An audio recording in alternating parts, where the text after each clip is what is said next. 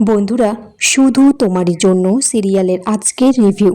রাহুলের মা রাহিকে দোষারোপ করছে, বলছে অনি হ্যারিকে নিয়ে পালিয়েছে আর সে সবটাই তুমি আগে থেকেই জানতে। এখন তিতলি বলছে রাহিকে যে দিদি ভাই তুই কিছুই জানতিস না। রাহুলও জানতে চাইছে।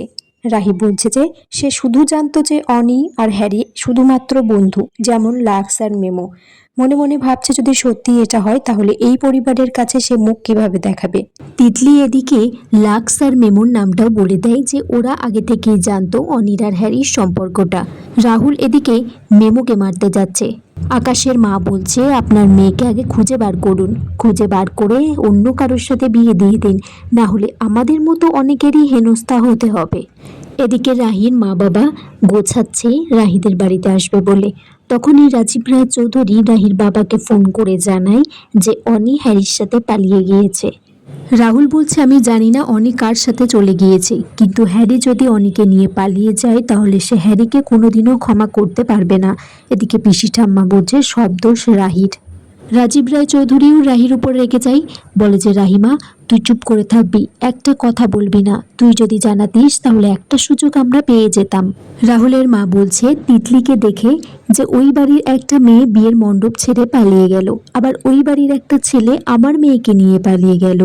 রাহি তখন বলছে বাড়ির ছোটরা ভুল করলে বাড়ির বড়দেরকে কি দোষারোপ করা যায়। রাহুল এদিকে বলছে যে রাহির পরিবারে হ্যারিকে আমরা দোষারোপ করছি, কিন্তু এটাও তো হতে পারে অনি চলে গিয়েছে, অনিও তো একটা প্রাপ্তবয়স্ক মেয়ে, ওর বিয়ে যখন ঠিক হয়েছিল তাহলে ও সবটা আমাদেরকে বলতে পারতো, ওকেও আমরা সমানভাবে দোষী বলতেই পারি। রাহি মনে মনে বলছে আজকের দিনে দাঁড়িয়েও রাহুল আমার হয়ে কথা বলছে। তিতলি এদিকে জিয়াকে বলছে যে সে যে লোকগুলো ঠিক করেছে তাদেরকে কিছু টাকা দিতে হবে। জিয়া মনে মনে ভাবছে তিতলি তোমার ইচ্ছে কখনো পূরণ হতে দেব না, এই বাড়িতে তো আমি রাহুলের বউ হয়ে আসবো।